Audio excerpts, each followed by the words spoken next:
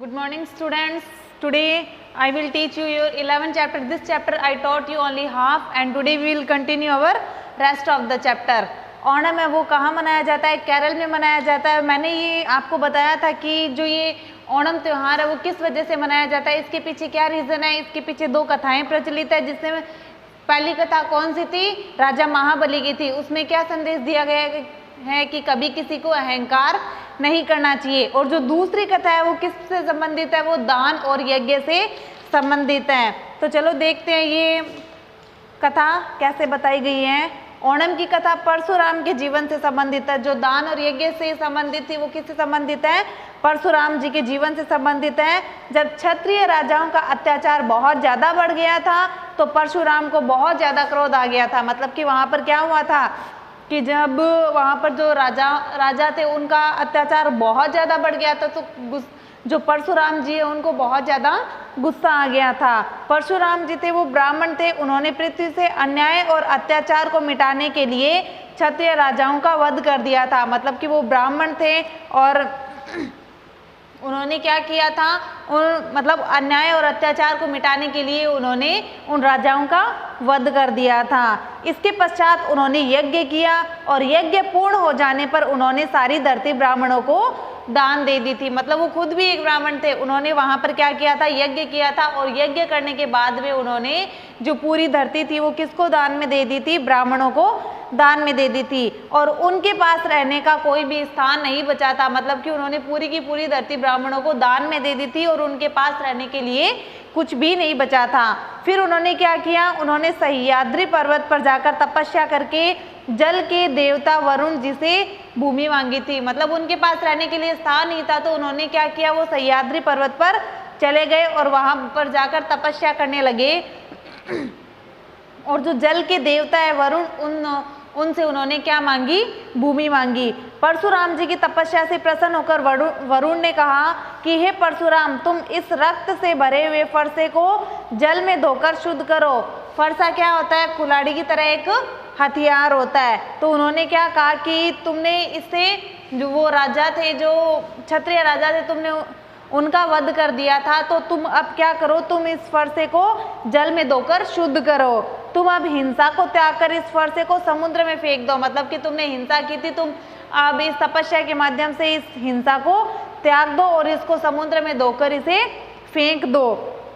यह फरसा जहाँ गिरेगा वहाँ का जल हट जाएगा, वह भूमि तुम्हारी हो जाएगी। मतलब उन्होंने क्या कहा कि तुम इस फरसे को शुद्ध करो और शुद्ध करके इसे समुद्र में फेंक दो और समुद्र में ये जहाँ भी गिरेगा वहाँ का जो पानी है वो सूख जाएगा और वह भूमि है वो तुम्हारी हो जाएगी। परशुराम ने वरुण देवता के वचनानुसार क्या किया? वो फरसा धोया और समुद्र में फेंक दिया। वहाँ जो भूमि निकली वह भूमि ही केरल थी। आज भी वहाँ तिरुक्कवर मंदिर है जिसे परशुराम ने बनाया था। वो कहाँ पर है? केरल में है। और बनवाया किसने था? परशुराम जी ने बनवाया था। कहा जाता है कि श्रावण महीने की शुक्ल त्रयोदशी के दिन परशुराम ने इस मंदिर में भगवान विष्णु की मूर्ति स्थापित की थी। मतलब कि परशुराम जी ने क्या किया था? अपने वरुण देवता के वचनानुसार जो वो फरसा था उसको धोया और फिर समुद्र में फेंक दिया और जहाँ पर वो फरसा गिरा वहाँ का जो पानी था वो पूरी तरीके से सूख चुका था और वहाँ भूमि निकल चुकी थी। वह भूमि ही केरल थी और वहाँ पर परशुराम जी ने मंदिर बनवाया था। और ये माना जाता है कि सावन महीने की शुक्ल त्रयोदशी के दिन क्या हुआ था? परशुराम जी ने वहाँ पर भगवान विष्णु की मूर्ति स्थापित की थी। उस दिन से यहाँ भगवान विष्णु की पूजा की जाती है। यानी कि तब से ही ओणम का त्यौहार है वो मनाया जाता है। ओणम त्यौहार की जो धूम होती है वो 10 दिन तक रहती है। मतलब कि ये त्यौहार कब तक मनाया जाता है? 10 दिनों तक मनाया जाता है। त्रयोदशी का दिन ओणम का अंतिम दिन होता है। इसके 9 दिन पहले घरों की जो सजावट होती है वो प्रारंभ हो चुकी होती है। लिपाई पुताई, सफ़ेदी और रंग रोगन से घरों को नया रूप दिया जाता है। जिस तरीके से हम लोग ये काम दिवाली पर करते हैं उसी प्रकार जो केरल वासी है वो कब करते हैं? ओणम के त्यौहार पर करते हैं। मतलब घर की लिपाई पुताई, सफ़ेदी और रंग रोगन का काम वो शुरू कर देते हैं। चारों ओर साफ सफाई की जाती है। केरल में भी चारों ओर साफ सफाई की जाती है ओणम के त्यौहार पर। और ये काम हम कब करते हैं? दिवाली आने पर करते हैं।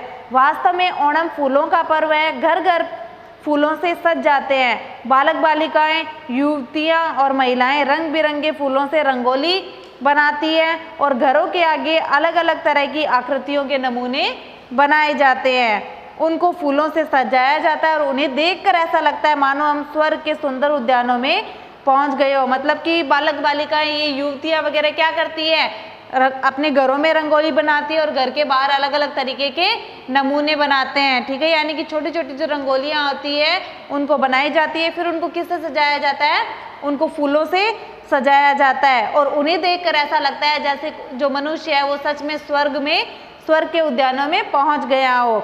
रंगोली की विशेषता है कि पहले दिन इसे एक रंग के फूलों से सजाया जाता है, दूसरे दिन 2 रंग से, तीसरे दिन 3 रंग से और अंतिम दिन तक 10 रंगों के फूलों से सजाया जाता है। मतलब वहाँ की रंगोली की विशेषता क्या है, पहले दिन उस रंगोली को 1 रंग से सजाया जाएगा, दूसरे दिन 2 से, तीसरे दिन 3 से, इस तरीके से वो कंटिन्यू क्या करते जाते हैं, 10 दिन तक वो उसको 10 रंगों में रंग देते हैं।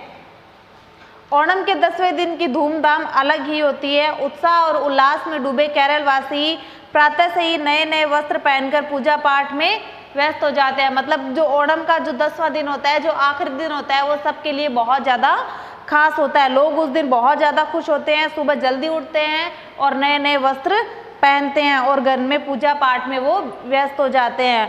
ओणम के प्रमुख आकर्षकों में नौका प्रतियोगिता होती है। मतलब कि वहाँ पर और क्या होती है, नौका प्रतियोगिता, यानी नाव चलाने की प्रतियोगिताएं वहाँ की जाती है। नौकाओं को सजाया जाता है। विभिन्न आकृति की पतली और लंबी नौकाओं में 8-8, 10-10 प्रतियोगी पतवारों के सहारे तेज गति से नौकाओं को लक्ष्य की ओर ले जाते हैं। मतलब अलग अलग तरीके की नौकाएं बनाई जाती है, फिर 8 से 10 व्यक्ति उसमें भाग लेते हैं और अपने उस नौका को चलाकर अपने लक्ष्य तक पहुंचने के लिए वो लग जाते हैं। सागर तट पर बड़े दर्शक तालियां बजा बजा कर नाविकों का उत्साह बढ़ाते हैं। मतलब कि वहाँ पर जो देखने वाले होते हैं वो उनका ताली बजा बजा कर उत्साह बढ़ाते रहते हैं। पतवारी नौका दौड़ को वल्लारम कहते हैं। वे इस अवसर पर तांचीपट गीत गाते हैं। मतलब कि जब वो लोग ये नौका प्रतियोगिता हो रही होती है वहाँ पर, तो वहाँ पर एक गीत गाया जाता है जिसको तांचीपट के नाम से जाना जाता है। स्थान स्थान पर सांस्कृतिक कार्यक्रम भी किए जाते हैं और वहाँ पर अलग अलग नृत्यों की धूमधाम है वो मची रहती है। वहाँ पर अनेक खेल भी खिलाए जाते हैं। उनमें ओणतल्लू, किल्ली तऊ और तलपंतकली से ओणम का त्यौहार मौज मस्ती सा देता है। मतलब उस वक्त पर क्या किया जाता है, अलग अलग तरीके की जो खेल है वो वहाँ पर खिलाए जाते हैं और इस त्यौहार का आनंद लिया जाता है।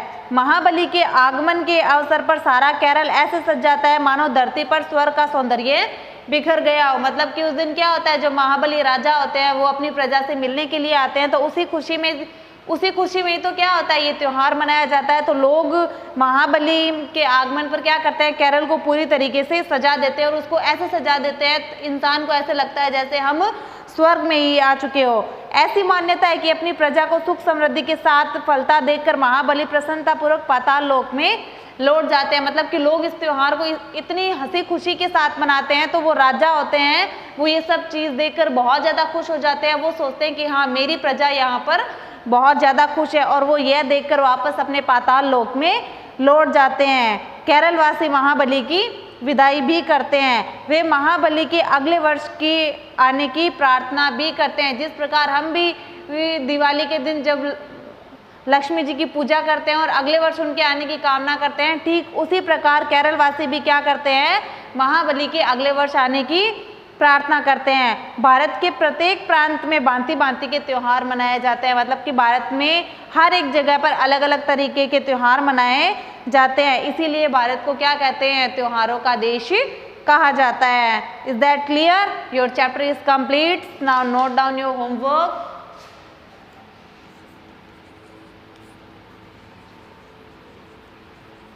Do word meaning in fair notebook. Okay, thank you.